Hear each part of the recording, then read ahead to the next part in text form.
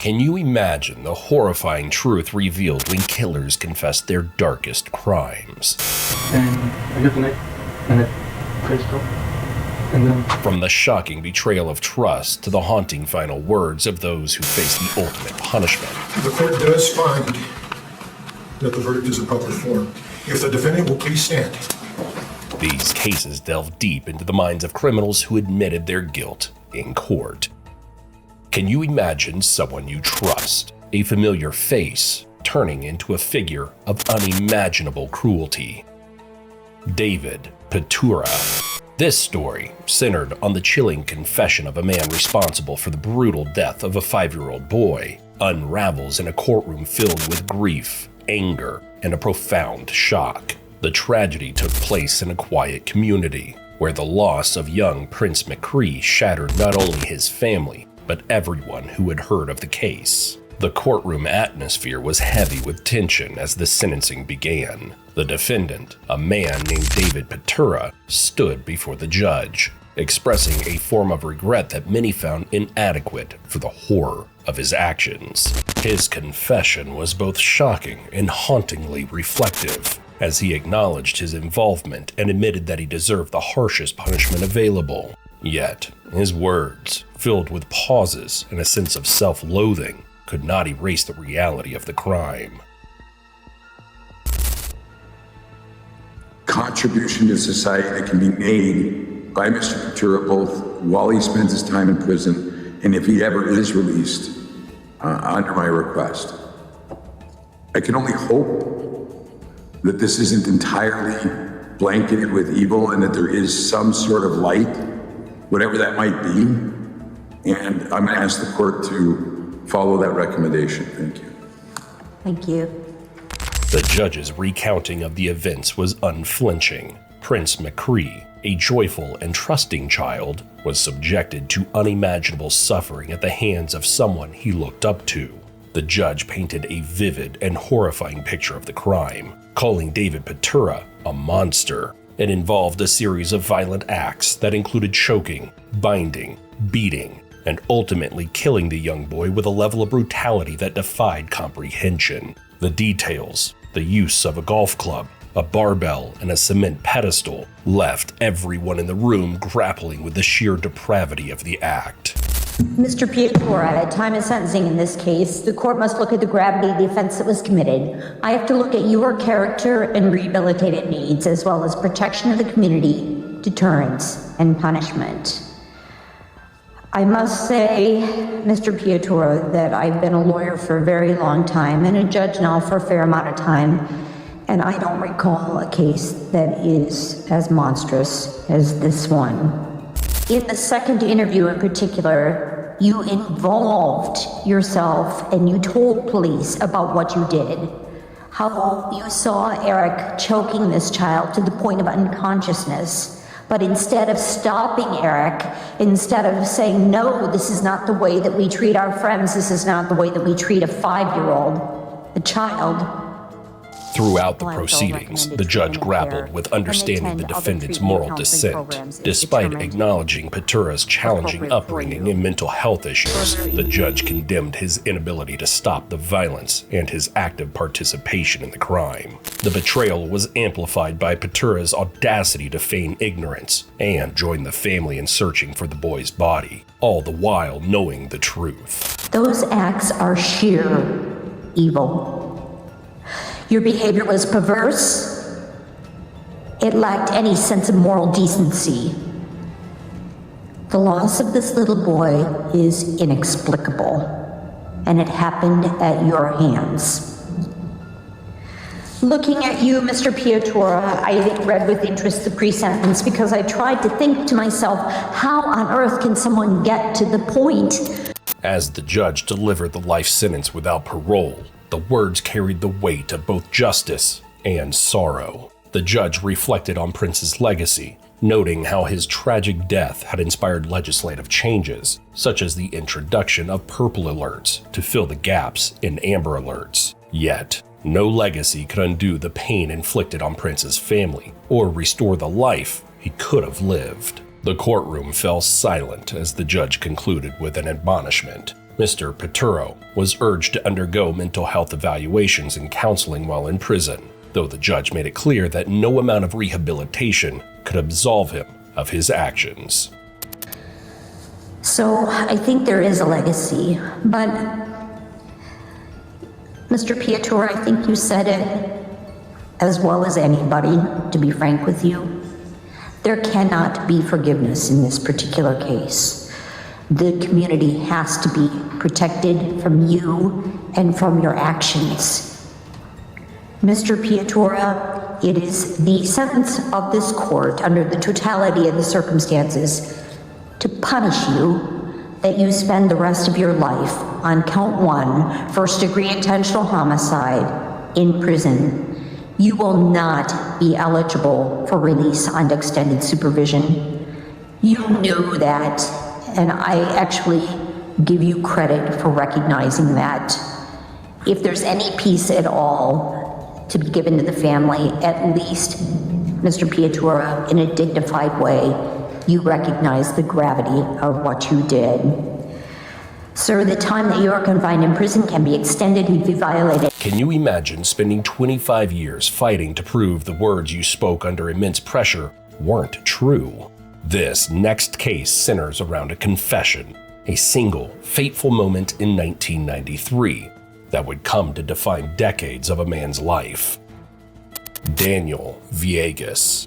This is the story of Daniel Villegas, a 16-year-old accused of a double murder who confessed to a crime he swore he didn't commit. In El Paso, Texas, 2 teenagers, Robert England and Armando Lazo, were gunned down in a drive-by shooting on April 10, 1993.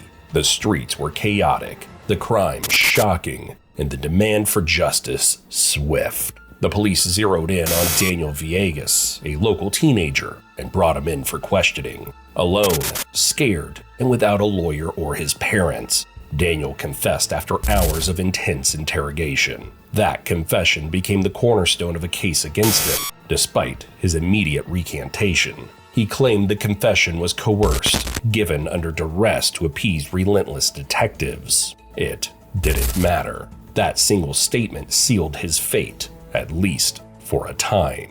The courtroom was electric as Daniel Villegas stood trial for the 3rd time. This was his last chance to clear his name. The evidence presented during his earlier trials had always hinged on that shaky confession. There were no fingerprints, no DNA, no firearm, and no credible witnesses. Yet, in 1995, he was convicted of capital murder and sentenced to life in prison. The years that followed were grueling. Appeals were filed, denied, and filed again. In 2012, a judge granted Villegas a new trial, citing ineffective counsel and new evidence that suggested someone else might have committed the murders. By 2014, his confession was officially suppressed, deemed coerced and unreliable, and he was released on bond. Now, in 2018, the stakes couldn't have been higher as he awaited the jury's decision. The jury filed in, their expressions unreadable. The courtroom fell silent as the judge spoke.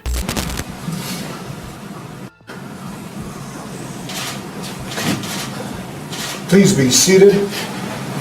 We are back on the record in cause number 940D0. If the defendant will please stand, the judge commanded. Daniel rose slowly, the weight of 25 years pressing down on him. The presiding juror handed over the verdict. We, the jury, find the defendant, Daniel Villegas, not guilty. Gasps filled the room, followed by an eruption of cheers and applause. Daniel broke down in tears, his family rushing to embrace him. For the first time in over 2 decades, he was no longer under the shadow of a life sentence. Mr. Villegas, the judge declared, you are no longer under any conditions of this court. You are free to leave. Good luck to you. As Daniel walked out of the courthouse, a free man, the relief on his face was palpable. In the District Court of El Paso County, Texas, 409th Judicial District, the State of Texas versus Daniel Villegas, number 940D09328. Verdict Form B. We, the jury, find the defendant Daniel Villegas not guilty of...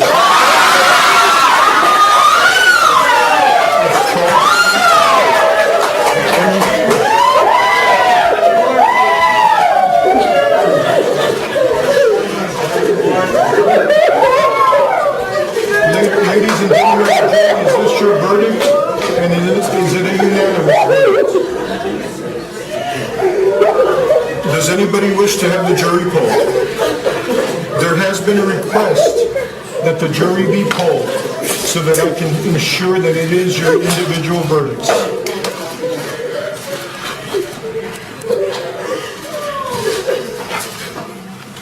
Can you imagine a killer, his mind twisted by intoxicants, justifying his crime with hallucinations, and still grasping the stark reality of what he had done?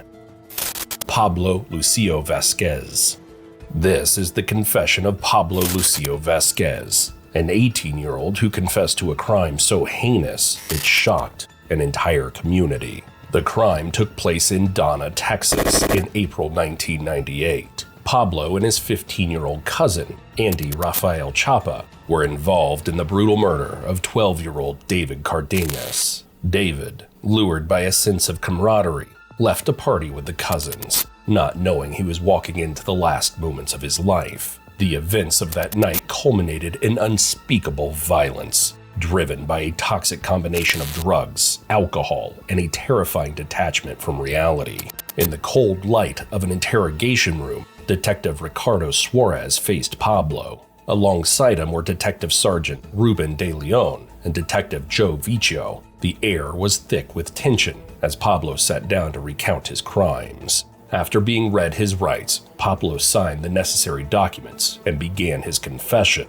a chilling monologue that laid bare the events of that fateful night. During his confession, Pablo described a night of drugs and alcohol at a party in Donna, Texas, where he was accompanied by his cousin Andy and their eventual victim David Cardenas. Around midnight, the trio left the gathering, a decision that would set the stage for a horrifying act of violence.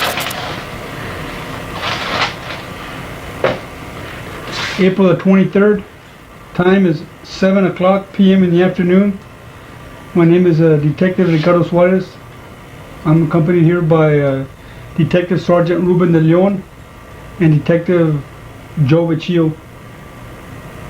Here in front of us we have Pablo Lucio Vasquez, and I'm about ready to read him his Miranda warnings before we ask him any questions. Pablo confessed that as the night progressed, he began hearing voices compelling him to harm David. He recounted striking David with a pipe, his actions becoming increasingly frenzied as the young boy pleaded for mercy. Pablo admitted that the assault continued. Then he took a knife and cut the throat of the little boy. But David didn't die and kept asking for some mercy, but the assault continued until his soul left his body.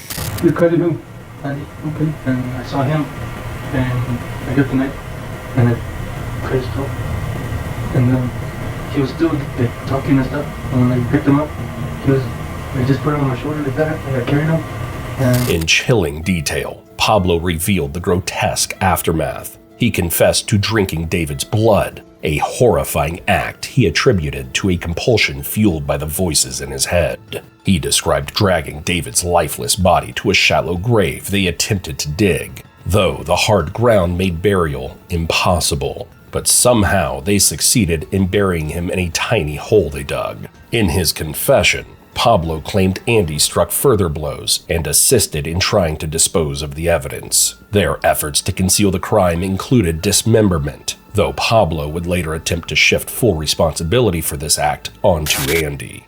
Pablo admitted that by morning, reality began to set in. The intoxicants had worn off, and he grappled with the enormity of what they had done. He confessed to his Uncle John, revealing details of the murder and even displaying David's possessions, including a chain he had taken from the victim. Despite their efforts to fabricate stories, such as claiming a possum had attacked the family dog, suspicion grew among family members and neighbors. Evidence, including bloodstains and human remains, further unraveled their lies.